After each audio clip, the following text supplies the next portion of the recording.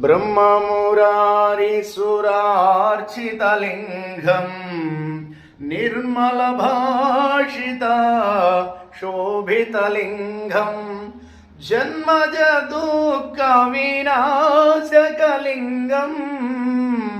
तत्प्रणमामि सदा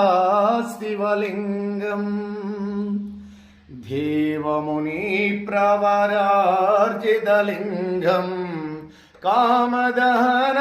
करुणाकरलिङ्गम् रावणदर्पविनाशकलिङ्गम्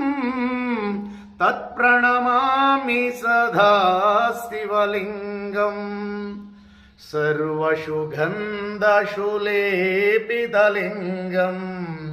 बुद्धिविवर्धन कारणलिङ्गम् सिद्धसुरासुरवन्दितलिङ्गम्